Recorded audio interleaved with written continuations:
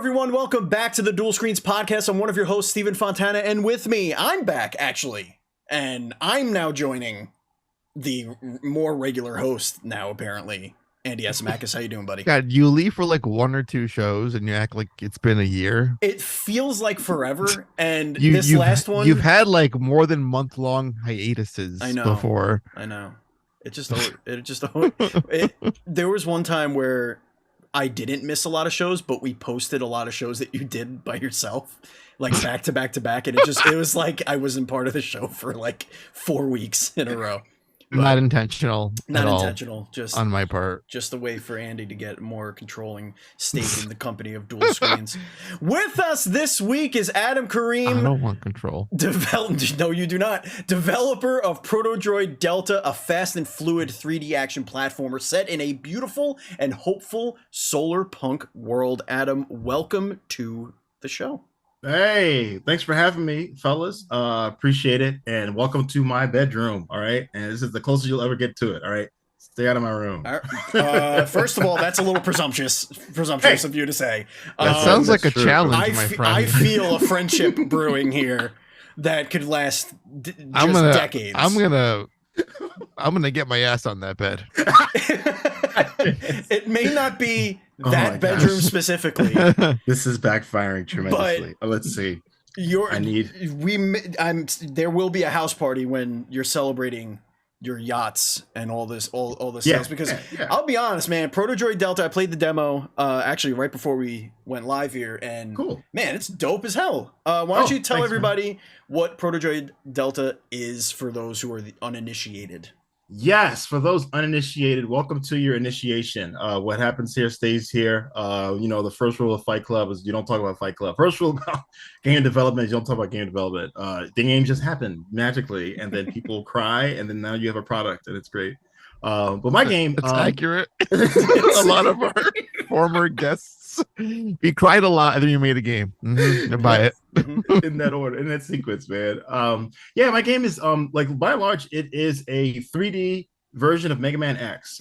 That's pretty much was the inspiration for it. Like I grew up like loving like Mega Man, particularly Mega Man X, like X1 through 3, actually through X4 were like just like I love those games so much growing up. And I was wanting to play and experience that in 3D. And I kind of, you look at like the large history of Mega Man is like including the classic series and the X series as well as Zero and ZX. There's like over 30 titles that are like 2D side scrollers, and only 3 if you don't include Command Mission, which is technically an RPG. There's only like 3 that are actually like action games in 3D. And so I thought, and I thought it's such a missed opportunity to kind of like cap it, like to make that transition, because you look at like other wonderful 2D games. Like Super Mario World became Mario 64, 3D classic. Set like it was like a genre-defining moment. Zelda went from like a link to the past to Ocarina of Time, amazing 3D experience. Similar with Metroid Prime transitioning forward from like Super Metroid. So I always felt kind of like a gap, like an opening and missing thing that like Mega Man didn't also gracefully make that jump to 3D. Because like the Legends 1, Legends 2 games, although near and dear to my heart, were way different from other Mega Man games. Like I was just gonna say, yeah, way different. It varied from the formula, whereas the other examples you gave just translated the formula. Exactly, right. And so I always thought it'd be cool if there was just like the Mega Man X formula, speed in 3D space, mostly focused on like maneuvering and positioning and besting the different Mavericks, but in 3D. And so that became a fever dream, which became a hobby that I did on the nights and weekends around my full-time job, which then became running a small game studio part-time outside of like my main job. Then ultimately became Protodroid DeLTA, which is now available on everywhere. Did X7 scar you so badly that you had to make this game? You know what's funny? I benefit. Let's say ignorance is bliss. I never played X7, bro. I only found out about X7 like in hindsight, the people talking like mentioning how bad it was, and it wasn't even until after I started making like this game as like a prototype. It started off as a fan game called Mega Man X and Zero, and then people were like, "This is what X7 should have been," and I was like, "Oh, there was an X7." Like I kind of. It is not even. It's not like even like it's so bad it's good. It's just it's an irredeemable piece of garbage. It is. I'm told it and is. you need to experience it. Get the collection and try it. You know what's funny? One of the first reviews on Steam that was like, I think the very first review for my game on Steam was, "It's really great to see Mega Man X7 become a video game." I have awesome. never listen. Awesome. I feel like that game, it's magical because it can convince no talent hacks like me that I can voice act and I can make games. Because someone made that and thought it was. Don't stop it. Yes. Yeah, but it's funny you mentioned the Mega Man X7 because going into my game, it basically was like almost like the unholy trinity of like Mega Man things that like I got a lot of flack for originally. Like when I was running the Kickstarter, a lot of like feedback I got, and not a lot, but some more commonly said things I heard were like, "Oh man, another Mega Man's inspired Kickstarter, just like Mighty Number 9. This doesn't bode well. Oh man, a 3D Mega Man X game, just like Mega Man X7. This doesn't bode well." And so it was like these things. I was carrying like the sins of my, the sins of like the father or whatever. It's like I didn't do those things, but people are sort of like projecting like, because these folks have failed in this realm and you are treading in similar waters, we're just gonna automatically say that, hey, red flag, you're bad. But fortunately, they were in the minority. I mean, there were 45 3D games that came out the year after Mario 64, and like maybe two of them were any worth anything. Right. Well, even so, like, it takes a while for people to get it, and it's, to me it seems like you got it because thanks, man. And Andy, I didn't mean to cut you off, but like one of the things I wanted to say right off the bat is, there are games that come out that take the nostalgia of something we're familiar with. In this case, it's Mega Man, or it's 3D platformers, action platformers. But they hold on to the nostalgia a little too much. And they don't innovate enough controls wise or moment to moment wise.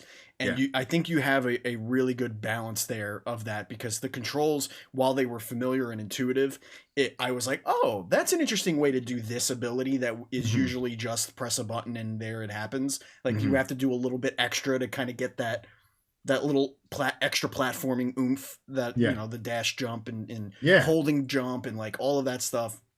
I just think that's one of the crowning accomplishments, honestly, of Protodroid, is that it really does. It doesn't make me feel like, oh yeah, they really captured the nostalgia of that genre, and the camera sucks just as it did back then. like, don't. I'm glad you went the other way with that. Holy shit, you can lock on. I appreciate that. Yeah, man. No, I really appreciate that. You didn't ignore 30 years of innovation. Cool. Exactly, awesome. Right? Because it's funny you mentioned the lock on, because for me, applying that auto lock was like one of the like the foundational blocks, the design blocks for the game, because if you don't, then the game becomes like Fortnite. It becomes a third person shooter, which is the antithesis of like Mega Man, which is the accessibility of it. It really is just like jump and shoot. So if you can just master moving left and right, pressing jump and timing your shooting, you can essentially play the game. Whereas with like shooters, even though it's like the most popular genre today, folks like myself, I guess, who kind of have had that retro kind of DNA, I never really got that good at the right thumbstick, and that is a barrier to entry for a lot of folks. It's like manipulating that in a fine-tuned way. But when you add that on top of 3D platforming, now we're talking 4D chess, bro. 4D checker chess, because you have to like think ahead about what you're doing, and also I react in real time while manipulating. It was gonna be a nightmare. So I'm happy to hear that you noticed the lock on was helpful, because that unlocks, like, the lock on unlocks everything. Because the lock on in games like this, in a lot of like when it's poorly designed, the lock on just fucks you good. Like it's like, I'm gonna jump, lock up, jump in the other way. God damn it, no! But Steve, can you just put X7 video playing on a loop? Oh, thank you. Because it's amazing how, again, with the lock on, you guys are talking about it, that is like one of the most chastised things about X7, and that you never, among many things, and that you haven't played it, and you got it, you pulled it off better than a multi-billion-dollar company did. years ago, because Because I was playing this thing and I was like, how do we get this guy to like just make Mega Man games as like a job? Yeah, I mean, it's probably gonna happen. I mean, I'll honestly, give him I like mean, a full team like of people. honestly, one of the things another thing that really There's the full team right behind There's him. the team. Here's the there dev they go. team. That's why you do it, Hi, man. little This ones. is the she's the lead level designer, That's- and this yep. one here is the lead artist. That's Yes, yep. they Excellent. Yes, thank you for your hard work, and I'll pay you in pizza. You're in California, right? I am. Dear, Yeah, I'm in dear Mountain View. California, that is all in jest. Please do not arrest Adam for child labor exploitation. It is all in jest. Dear Governor Newsom. Dear Governor Newsom, please These are just jokes, dear chill. Governor. Just jokes. They're my kids, which may or may not make it worse. I do not know. State of California, please don't take my money. It's definitely smart. One of the other things that really stood You out to got me, 2 kids also, Steve. And I'm saying I you're do, missing and a golden opportunity. when they come through this door, it's a very different vibe than what Adam just had. Me, I'm just like, I just go straight to the dad look. I'm like, what? The record light is on. What are we doing? What are we doing? Have we not learned? But no, it's all good. We're all family people. Sometimes Andy's puppy makes an appearance. It's all good. Sometimes the Cooge makes appearance. That's good. Yeah. Listen, one of the things we pride ourselves on is we are an unedited. Oh, everything just flipped for some reason. Why did that? No, just- My camera's doing wonderfully annoying things That's where it. like it There we focuses and go. defocuses. So I just sort of blinked it off and blinked it on. I gotcha. All right, I move you back into the spots. All good. So just to get back to the game, one of the things I think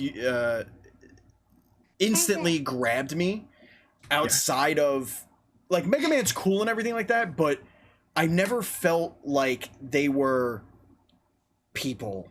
Yeah. Yeah. Like it always felt like they were mascots. Yeah. And I hear like that. the personality was second. Yeah, Mega And Man's not people. love and again I only played the demo just to make sure I got my hands on it, but Delta and what we saw of Android, Android, that's her name. Android, I love it. It was really like peak well done. I was like, creativity. It's like I peak love writing. them. Like I love these two androids. Like they're relatable and they're adorable and they're fun and I can't wait, and I'm absolutely buying the game because I want to see their story progress, obviously. I honestly, like Andy was like, play the demo first because he knows how shitty I am at these games. Like just like Mega Man and me just don't mesh. I like the IP. I like Do it. the Robot Masters and whatnot, but man, am I bad at that kind of game. But I liked it, and I actually did pretty well. So I hope that bodes well for my adventures. It's a great little Steam Deck title, Steve. I find myself playing it in bed very often. It's just it's amazing how all of my years of playing Mega Man and Mega Man X especially, how the 2D like muscle memory translates into 3D space. It just like I feel like my fingers know what they're doing, even in this new space with the lock on and the extra layer of what's going on. But it's just the level design, I think, is what makes it work so well. Oh man, is just and that's a key for any Mega Man game is level design, because like you've always learned how to play these games through the level design, and that kind of like shines through here like 100%. Like you know what dude, like to both of your points. So like that's for the first on level design and then on the characters. For the level design, like I kind of realized like, hey, I need comps. Like I need to find I originally tried to say, let me just take the 2D level design from the original X series in theory and see if I can sort of like translate that into 3D. And in the first sort of like prototype levels I made doing that, I was like, these kind of suck and they kind of feel very bare. And then I realized that's a weird, strange thing to do, is to sort of like skip decades of like gaming knowledge and development experience to try to jump from 1994 to modern day and then see if I can make that translation. So instead I was like, well, what are some games that kind of have a similar design of like focusing on level design that will be conducive to the way the camera needs to work so that the lock-on can work? And then it became obviously, okay, let me look at like Mario 3D Land on 3DS. Let me look at Mario 3D World on like the Wii U. Very similar kind of structure about like amazing platforming, but like very light use and necessitation of like the camera. And but you don't even think about the camera because you're so like the level design is like so like key. Hey buddy, put that down. They see it. Yeah, I know. So that's what I ended up doing. That's what we ended up staffing up my team and getting like a slew of like level designers, all like junior folks or first year industry folks. But that like given the fact we are like super novices in this thing we want to get well done, we're gonna have to learn from the best. So we studied like Kirby and the Forgotten Land. We studied those two Mario 3D like land and world titles. We studied like Crash Bandicoot 4, and legit was just like, what are the design elements that make these games work and these levels work? What sort of like hazard design makes sense, platforming design, and we just sort of like made this cocktail of like some of those best ideas that also happen to work with the games like Mega Man Identity. That helped a lot, like as opposed to being a bunch of we're fresh, overambitious indie dudes and girls. Like let's just do it ourselves. It's like, man, no, you're gonna end up with some bad levels. when you were designing the levels, how much did your world design, your vision for the world of Protodroid DeLTA, did that influence the level design at all, or did the level design in the other way around? The level design, I was always moved by the story of how like Splatoon was made and apparently how Mario 64 was made, where it's like apparently with Splatoon for the longest time the game was just like a capsule and like a gray space, like a gray blockout. And within and Nintendo's thing is like find the fun. Like you need to find what makes something fun before you start investing in like all the art and all the other things, which are kind of like not as easily as like pivotable or replaceable. Hey buddy, stop buddy. And so that's what became the focus first. You should see some of them. I have some footage of the earliest like level designs. It's just like blockouts, man. Just like rectangular blocks that define really compelling playable spaces. But in parallel with that getting made, I was in developing like the art direction for the solarpunk world, because for me, I was like, you know what? In games, the most common like settings, like for some reason, everyone imagines the future to be gritty, cyberpunky, and sad. It's like the world has come to an end. Humanity's down. No, that's my life pretty much today. Somebody hasn't been describing to Times Square. Yeah, seriously. It's a beautiful, bright hellscape. Yes.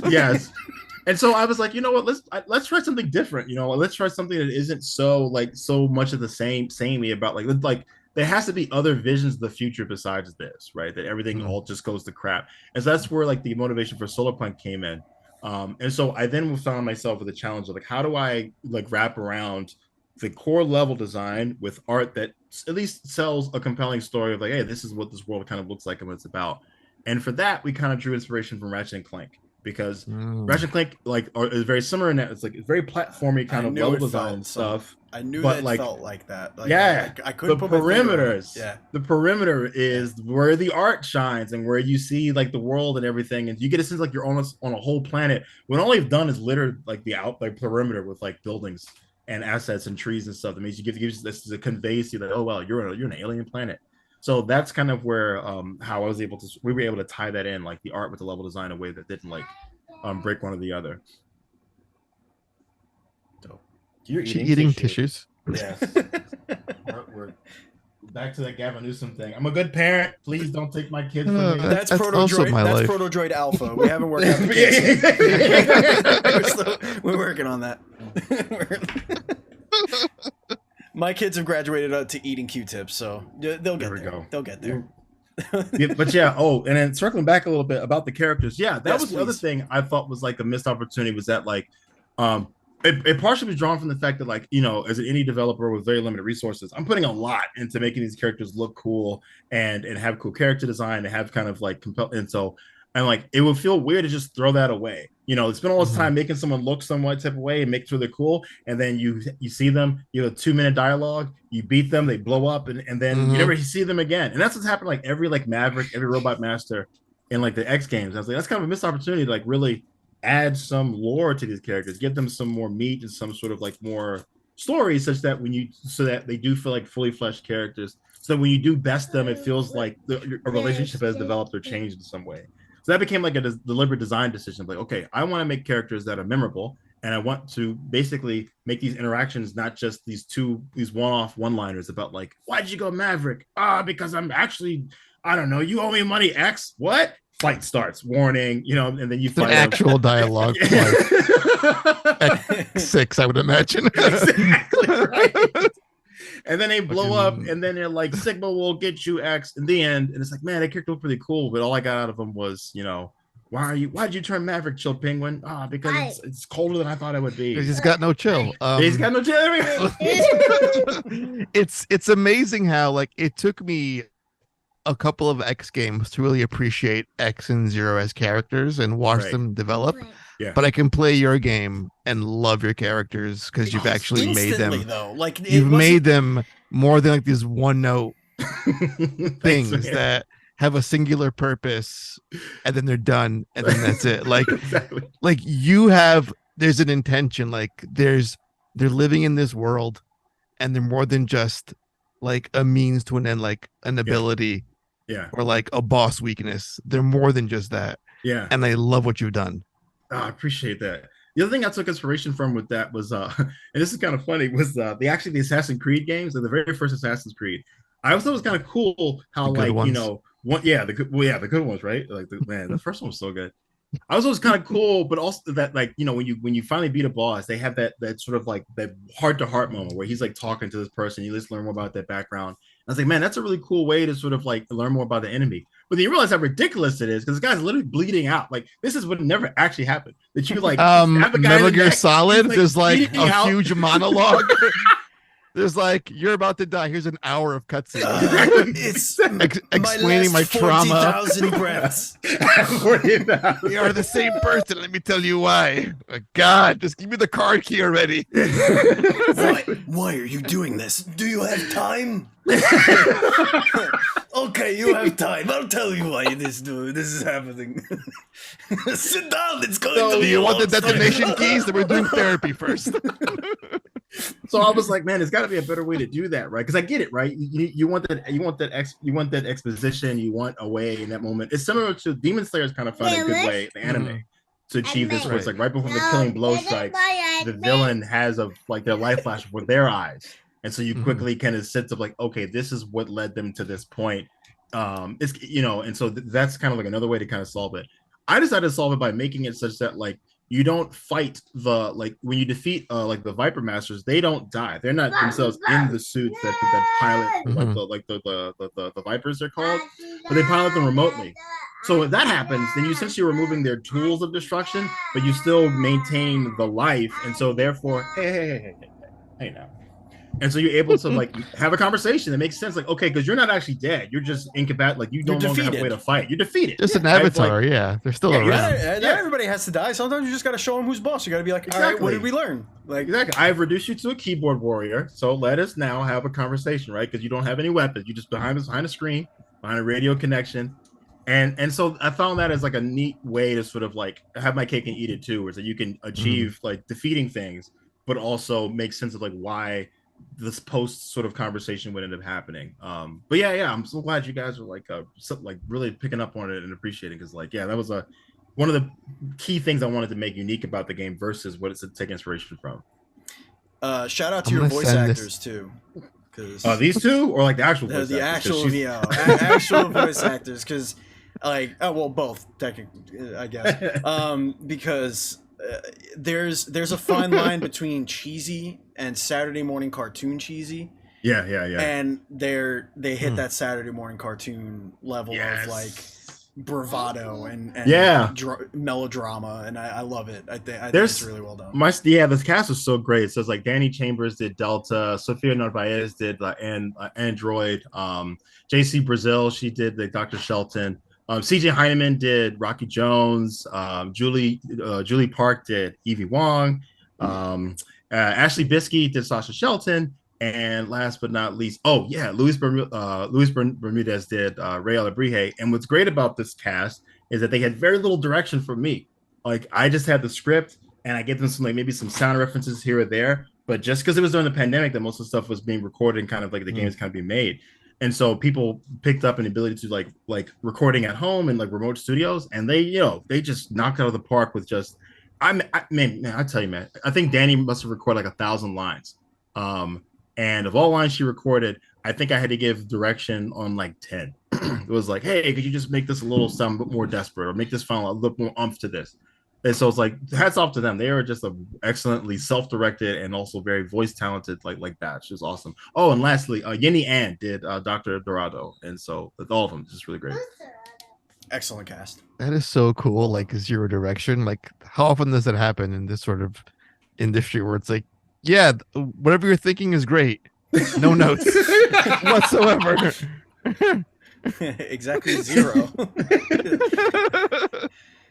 Little did we know you got 9 Robert De Niro's. Exactly. You're right. Great job. Can I pivot for a little bit? Pivot away, in a buddy. more in a more broader like indie game dev question, because Cool.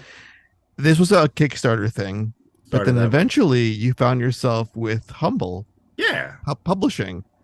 Let's Yeah. walk through that amazing Okay. thing. That doesn't happen every single day to most indie devs. It doesn't. And some How'd you friends get of there? mine, some friends of mine told me too, it happens even less likely when it's like your first game. So I'm like very fortunate Mhm. that like the Kickstarter did help, I think, for the sake of giving it a sense of notoriety or just some sort of recognition that like, hey, like this isn't just like someone's a personal idea. At least like, almost 2,000 people think this is something they also would like to play or they believe in.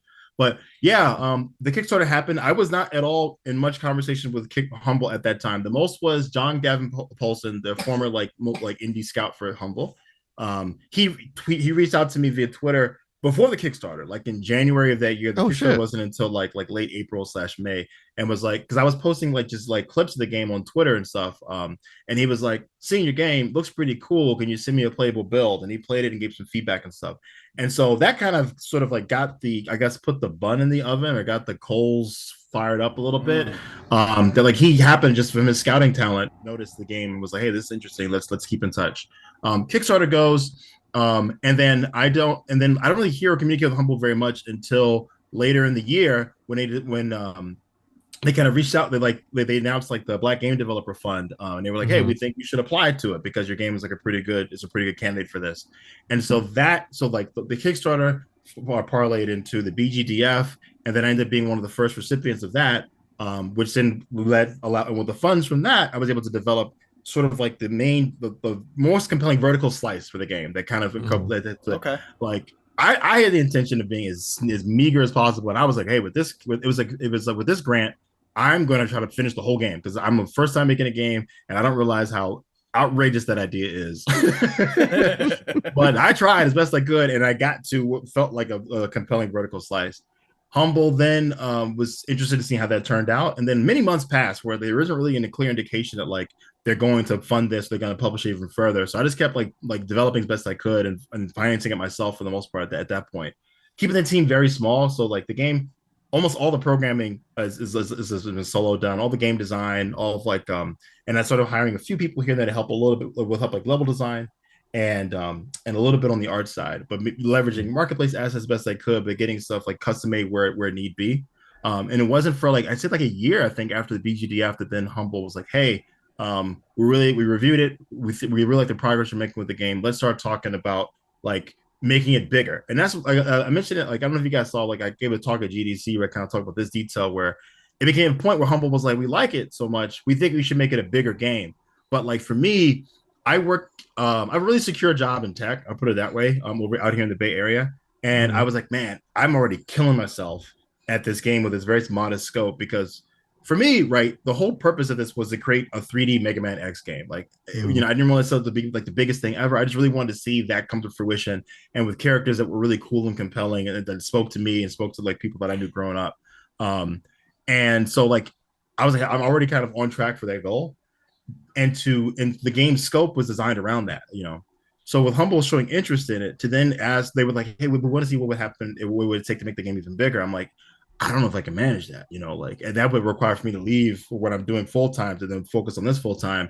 And for me, that's what is this, like a pail too far, or like a pigeon too dirty? I don't know. Some phrase that means that like. So wait, what did bigger mean to them? Like they can say they said the word. What does that translate to on the game development side? Yeah, so the game development side, that translates into like in broad terms, more content. So I initially targeted 4 bosses and a final boss. Bigger means now 8 bosses, like kind of matching more like the Mega Man sort of The traditional, yeah. tradition, right? Bigger means what are the thoughts for replay value? So even though it's a single player game, what is the ambition or thoughts about once someone completes this, what will compel them to kind of come back around? Is there like additional playable character? And Humble's very cool because they weren't the ones like they weren't like it must do this. They were like they were really open ended of like if we gave you if the budget was 3x bigger, what could you do? What would you do with it? You know what I'm saying? And then with that, I'm racking my brain about like, okay, these are things I could come up with, like additional challenge modes. Again, bouncing off the notion of like, I'm new, so learn what you can from those who've done before you. I looked at like, how's Mega Man 11 structured? How was Devil May Cry like 3 through 5 structured? Because those are single player games by and large, but they do things to sort of like make the like the runtime and the experience like beefier and meatier. So what do? Challenge areas, a lot more like linear content. There's like the first one. Additional playable characters and such and things as well. So I was like indexing off of those. Okay, maybe I can do something similar to those in my title. But through the conversations, I was like, this is still like much more than I can comfortably chew. And so they sort of like were okay with that, which is really neat about it. It's like we feel like the project is still worth funding, even at its sort of like more sort of original scope, I'll call it, which was what I was intending for. And yeah, and that's when it ended up becoming like what we agreed to have published. You could have gotten 4 more bosses out of you. Get the fuck back to work. Stay behind that keyboard, all right? All right. Don't you dare. Those bosses, man. A lot went into each one, man. Good and Lord. It shows. 4 more. All right. We just really. We just spent 15 it's like, minutes. I've given you my all. Characters. This is all I have left to give. we need more. We need some more. Adam, it's not enough. I mean, we can touch that a little bit before we move on. Like, it is intriguing. That process, though. Yeah, I mean, it's first of all, it's incredible that Humble would come with those suggestions or come with that offer, and then be like, okay, well, let's figure out the best way to make what you actually, what you're capable of making, what you are comfortable making. Right. Did you come away from this with any regrets towards that? Like, did you ever say, no. Oh man, like I could have gone bigger, or I've learned enough where, or do you think this set you up for like the next one? I think more the latter than anything, because again, it's my first like commercial game, right? You look at every like it's highly unlikely. There's some people. It's actually fun every time you see like a big indie hit and people are like, whoa, where did this indie come from? It's like it's usually preceded by like there's usually like a skeleton, like a closet and a skeleton, like skeleton in the closet, right? It's like this is not their very first game. You know what I'm saying? Like these are the folks, the teams behind these big hits typically have had other smaller games that kind of built up to that. One I think about a lot is like Death's Door and the team I think Atomic Heart is it or Acid Nerve. Acid Nerve is the name of the studio. Like people like not many people played their first game, I think, which was Titan Souls, I think is the name of it. But it's like I love that game. It's like the 2D Shadow of the Colossus. Amazing. It is exactly right. It's like a 2D, like way more frustrating, like old school Zelda inspired camera, like Shadow of the Colossus. But people they're known for Death's Door, right? And it's like, wow, such polish, such amazingness. How do they do this? This small indie dev team's like, well, they made another game before this, which was very good, but like that was already the springboard that got to this, right? So yeah, it's more so the latter because for me, it's like. I take a lot of like I just feel satisfied because like I set out what I set out to do, right? Like I was able to maintain like my full-time position in tech. I was able to support my family through this. I wasn't like beholden. Like my case is very unique. Like I never really got into games with the ambition of becoming a game developer for like as a career. I got into it because I really wanted to see something creative. I really had a creative sort of like passion. And I have found myself with the skill and like I guess the grit to sort of like bring it into fruition. But like it never really like I never wanted to do this full time to begin with. It was really just like I don't know. It was like an artist who really wants to make like a one hit single, like a one album. It's like that was where my creativity took me. I just wanted to create that. But I will say this much though, Steve. Like it was an internal struggle for years actually, where I was like, what if, or maybe. Or like maybe I just got to turn the corner. Or like I wonder like where I was always on the cusp of like I think I might be on the verge of going full time or just making this my identity and making this my full time thing. And and I felt like it's really struggling with myself with that internship for like a real long time. But then once I kind of like just came to terms with like, well, Adam, like, what did you set out to do originally? And does that, and like, there's like this phrase I heard from someone recently. It's like, when you feel like quitting, just remember why you started. And so that's kind of what I was like drawing inspiration from. I was like, why did I start? I started because I wanted to see Mega Man X happen in 3D and be good. And I wanted to create characters which were really cool and really compelling. And the question is like, am I achieving that? I am. I'm making a 3D Mega Man X game that feels great to play, and I'm creating a world which is like a unique take on like the vision of the future. So you're doing what you set out to do, and so, woosah. Yeah, But you know what else though, Adam, yes, Andy. is you could do it again, and you can do more of this. It breaks my heart that along comes a guy that understands what Mega Man in a 3D space should look and feel and play like, and he's like, I did it. I'm gonna walk away now. Like, it's done. You know what? It's like it might be heartbreaking scenario. Listen, sir. This is not goodbye. This is see you later. All right, you listen to me. What was I saying? But no. I think honestly too, it might just be the post-launch like hangover or like just like haze that's still like talk, because like this was a man. I mentioned it in GDC talk, but like on my end, right? This was 3.5 years working 6 days a week at a minimum 11, sometimes 14-hour days for 3.5 years. I got 2 small kids, and I'm basically juggling 2 lives. Like I work full time in tech and doing that, and then in the evenings and the weekends and scattered throughout the day. Sometimes I'm managing a game studio and the programming and designing and stuff.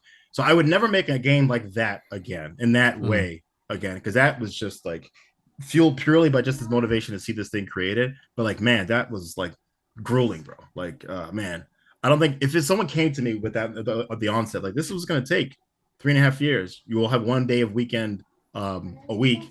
All your vacations won't actually be vacations. You'll actually be working while your family's visiting family, or when you go to visit family, you'll have to sneak away for half the trip just to work on the game.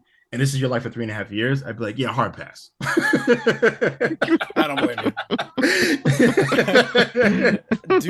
No blame on it. But that does warm my heart, Andy. Hear that, like it's weird. It warms my heart to hear that brings you sadness, because it means I did a good job. It means we did a sadness. good job. It's the greatest tragedy of my life. the greatest. Oh, all right. And I've been through some shit, Steve. You know. I do know. Oh man. We lived through Mighty Number 9. We lived through shitty Mega Man games. Man. And this man could be the renaissance that the franchise deserves and needs. And he's like just walking away. Maybe Capcom hit they're like, hey, I don't want that. Fez. he's like the guy that did Fez. I'll make one great game and walk away. Don't Phil Fish me, Adam. Don't Phil Fish me. We've got like getting discorded. We talked about getting OBS, and now we're being Phil Fished. Look at this. I do not want to be Phil Fished either. All right, Adam, do you have time to do a little rapid fire with us? I do have time. All right, so let's do some rapid fire. I'm sure he does. This is where he's got no time to make games. He's got time for rapid fire. How do we boot someone from the call? How do we get to know you? It's not that hard, although he's the host, so. Whoever is getting booted, it's probably not who you think. I'm gonna be like in his DMs every day. Adam, I have a blank check. Let's make the sequel work. I have an idea for a. Listen, your kids are very self-sufficient. I watch them in the background. Yeah, they they're fine. They don't need you. They are. One of them almost killed herself with tissue. What do you mean self-sufficient? I mean, tissue is earth. That's from the earth. Good for the immune system, you know. It's from a leaf. By the way, I was watching. I was like, I wish I was still that bendy. I was watching your kid on the bed. Oh yeah. They saw you on the bed. They were as flexible as you. Buddy. I wish I was that bendy still. Okay, rapid fire, Steve. Yes. Go. All right, we're gonna start off with a softball here, Adam. Here we go. Blaster or sword? Like which way are you X or are you zero? Yeah. Mm-hmm. Oh man, I'm sword, man. I'm sword. It's just so the sweetness of the efficiency of it. You're done. It's just it's satisfying to feel. Yeah, sword. We need a Mega Man Zero in 3D, Adam. Just saying. Oh Be the yeah, next about that. evolution. I'll write that down. All right. Okay, so I'm gonna ask two similar questions back to back. Yes, write that down. That's for free. It's a freebie. Which Mega Man X boss do you most relate to, or do you Most identify relate with? to? Yeah, which one do you think is like, oh yeah, that's like my Spirit Maverick? That's a good one. I think my Spirit Maverick is man, Mavericks, those are all the bad guys. Whatever. I like Storm Eagle to be Storm Eagle like is pretty dope. I like Stormy because he had this little like majesticness about him, and he felt of Mhm. all the Mavericks, he felt like he was like he had like the most reason for like why he was like he just seemed to be Mhm. noble and his ambitions just misguided. And I was like, and it was cool. His flight took place on a freaking plane, and he's like Mhm. flying around the entire time. Yeah, Storm Eagle's rad, man. Storm Eagle's One of the tight. slickest designs, and they brought him back for X6 too. See, That was pretty dope. you do that. All For right, the so on that note, I'm gonna do a follow-up question. If you were a Maverick, a boss, an original one, what would your name be? what would my name be? Oh, that's so good. Okay, so the convention is It's got to be adjective a animal. thing, yes, an animal, yes. Adjective You know animal. the rules. I would be like slash dolphin. That'd be my freaking name. That's good. Are I'd you be like slash a dolphin. are you like a like 70s 80s punker? Like you got like the Am I? like the dorsal fin mohawk? We'll take that. We will take those. I Yes. mean, like a The street dorsal shark but a fin dolphin. is a mohawk, Yeah. and like the fins are lined with like spikes. You know what I'm Yeah. saying? Yeah, man. Yeah. And I've got like a little like jacket, like a little like leather jacket around the little fins, which are spiked. And yeah, slash dolphin. Yeah. And I like I'm this. into it. I like this. and I like it a just lot. to add to the whole thing, I've got a guitar strung to my back that I Oh clearly my can't God. play. That I clearly can't play with my dolphin arms, but it's Right. one of the attacks. Like you swing that thing out. Yeah, slash dolphin. Oh man, love that. Shit, I'm gonna like X5 flashbacks. It was like Guns N' Roses. Yeah, That was there it is. every boss had a Guns N' Roses reference. That's stupid. Let's change gears here. Let's go to food. I love food is always a good fallback. Food's here. good. There we go. Food. Food's great. What would you rather have an allergy to? Would you rather have an allergy to gluten, or would you rather have an allergy to dairy? Gluten or dairy? Oh, I'd rather be allergic to gluten, man. There's too many things in this world that cheese and dairy products have only improved this world. Like That's you true. get cheese, pizza, ice cream. Come on, man. Cookies, all baked goods. Come now. I mean, well, I guess I couldn't have baked goods because I'm gluten, but like ice cream alone is top tier enough. Where like, hey, That's true. like I'm not giving that up for bread. Who trades ice cream for bread? Only a dummy. Commies. That's who. Speaking of food, this is not really a food question, but it's food adjacent. What is your chicken soup for the soul? Chicken soup, like my actual chicken soup? No, what is your chicken soup in the more existential, metaphorical? What is the thing that makes your soul happy? What is your chicken soup? Quote unquote. Happy. Oh wow. Oh, that's deep. Wow, we went from slash dolphin to how do you This is rapid fire, baby. This is how we existence. roll. This is how Okay, we okay, do. rapid fire. We play I gotta for fire back keeps. quick. We Gotta play fire for back keeps quick. around here. We want to know you. Oh my gosh, chicken soup to there. me. Helping people, honestly. Like to know Ah. that something I did lessened the burden or made someone's path like lighter or easier. Like I just like, oh man, I feel like my day's been made if I've done something meaningful for someone else. So that's my chicken soup is like helping someone else. Disgusting. I love it. What is the best way you recall being able to help someone?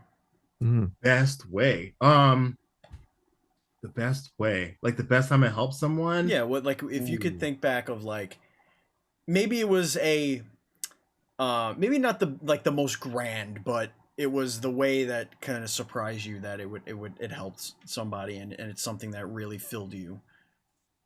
I used to. This is a good one to put. I used to volunteer for this high school, like this youth sort of like development of like event. We'd host like it's called Mist. We would host like weekend competitions for students. 35 competitions over a 3-day weekend, and I was like I helped lead like the DC chapter for it.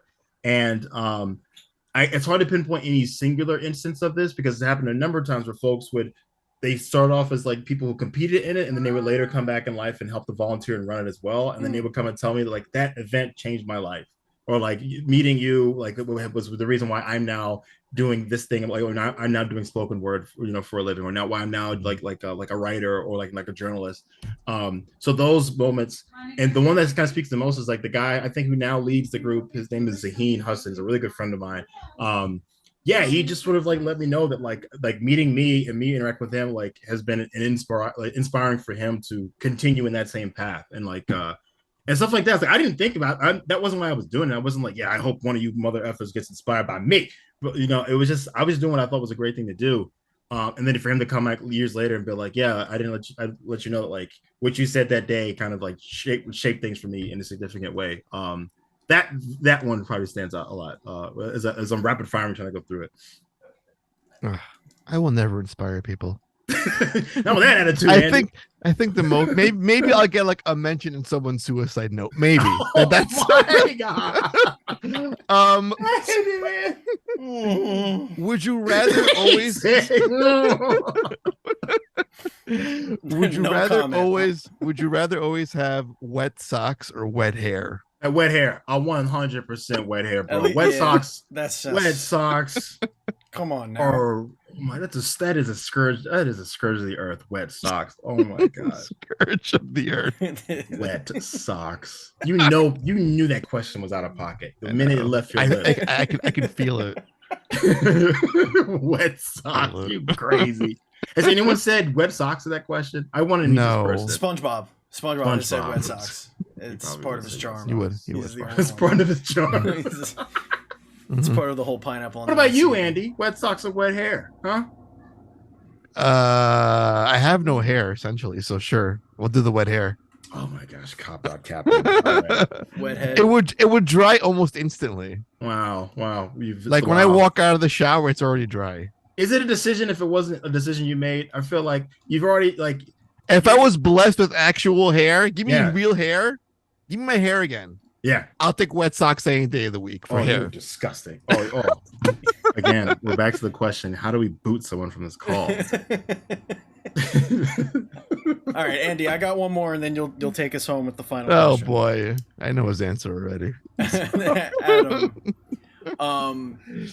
this is a real. I don't know why this came to my head, but I was like, oh, that could be fun. All right. If your excrement was nuclear, would you tell the government? No, man, it's like black market shit. That's how you fund his next game. Selling piles of shit. Radioactive poop. Yeah. Oh my God. Tell the government.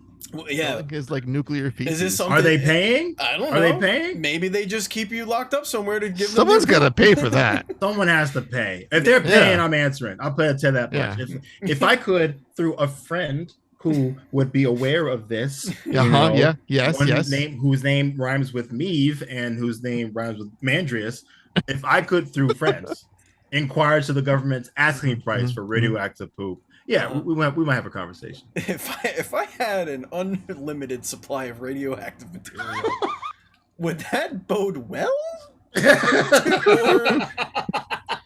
Listen, it could be a weapon. Also, like, for a renewable energy source too. You never know. So you get like a lot of camps could be out for this thing. But so does that mean he's hooked up to machines and is like they're trying to replicate it? Is this like a Weapon X situation? No, they're feeding him like chili hot dogs to make as much as they can possibly out of him. That's what they're doing. Yeah, so now it's 7.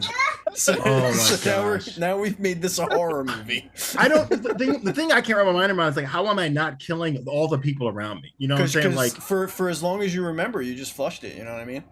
And they were like, where's this nuclear poop coming from? Oh my God. What are we doing here? And you're like, Mr. President, I have something that you... Yes, that's what we're missing in this podcast. The lore of the radioactive shit that our guest is... Listen, Toxic Avengers is making a comeback. Like, this could be part of the team. You know what I mean? No, it cannot. Oh my God. No, it cannot. That'd be the only application they reject out of hand. Like, no, we don't want you on this team. we need lead toilets. All right, Andy, take us home. It's been a blast, Adam. This has Oh, been one so of much one of fun. our better conversations. I feel we've had a lot of great conversations on this show, so it says a Thanks, lot man. for you as a human being. Thank you. Same to you guys, man. Don't This is overthink it. It's a very simple question. okay. Here we go. Yes, this is true. It's a simple choice, and the choice is Andy or Steve. Oh, I know it's dreadful, isn't it? It's dreadful. oh, It's bad. It's bad. Andy or Steve? I know. I would We pick. apologize. I would pick Steve to carry my radioactive poop, and Andy to carry my game design doc for Protodroid DeLTA 2. There it is. I don't know which one's more valuable. I haven't seen your sales. So that could be an insult. I'm not sure. I'm not sure. You gave him your intellectual property. You gave me your feces. Ipso facto, I don't know. Mine might be worth more money. But... No, Steve. We're both buying yachts. That's the long and short of it. Right. This will be a cartoon on Crunchyroll. We both Radioactive Poop and Protodroid DeLTA are both going to be an anime on Crunchyroll for sure. I could never answer that question, Andy or Steve. What an unfair question. That's absurd. That's why we ask it. The fact that you find it unfair is also really good too. I find that very flattering. That's perfect. That's like one didn't skew more towards a complete douchebag in the entire hour of talking to each other. Speaking of unfair questions and unfair asks, ladies and gentlemen, if you like what you're listening to and viewing, please hit that subscribe button and consider going to our Patreon, patreon.com/dual screens. Just like our Patreon producer, Colton the Apprentice Nestler, we can't continue to grow without all of your support. So if you do that for us, it would be excellent. You get to hang out in our Discord for as little as $1. You come in there, hang out with us, our developer friends, chat all day about video games, sports, wrestling, TV, movies, music, and we even have a corner there for mental health help. Whatever you guys need. I mean, our Discord community is incredible, so you could join that. One-stop shop. It's a one-stop shop for all of your fun, and it's the internet in its purest form. Memes, GIFs, and friends. What is the internet if not that? That's all that matters. You know what I mean? If you want to follow us on social media, we're at dual_screens. I'm at Batchild27. Andy's at Pantsky. Adam, where could everybody find you? Where could everybody find Protodroid DeLTA? Oh yeah. Where can they find your boy? Where can they find your boy? I did notice that's my title on the screens here. That was great. That's a great touch. Fantastic. Let me see. Me, I'm on Twitter is like the only socials that I kind of like frequent. Just Adam Kareem at Adam Kareem, Kareem as in moon. I've been on a bit of a social media hiatus after the game launched, just to sort of like clear my mind and kind of just sort of like start fresh. The game though is everywhere you can buy video games. So it's on Steam, Protodroid DeLTA, and it's also on Nintendo eShop. It's on the PS4, the PlayStation Store, as well as the Xbox Store, or I guess the Windows. I don't know which one they call it these days. All right, but where you buy your digital games for your Xbox is where you find Protodroid DeLTA. Yeah, on every major console. And yeah, it's a good time, man. Thanks for having me. And this was actually one of my. I've been on a number of interviews, I guess, through the 3.5-year journey. I think I laughed the most on this one. This has been great. Heck yeah, Fantastic. Great. I like that. And we can stop now too, Steve. Yeah, we can do it. Hang up the boots. Nobody needs another one of these. Nobody needs it. All right, I haven't answered my question. It's Steve. It's Steve. And you're Steve. It's I'm Steve. carrying poop and the IP. Yes. Mutually exclusive. Thank you, listeners. Thank you, viewers. Thank you, Andy. Thank you, Adam. And as always, please be excellent to each other.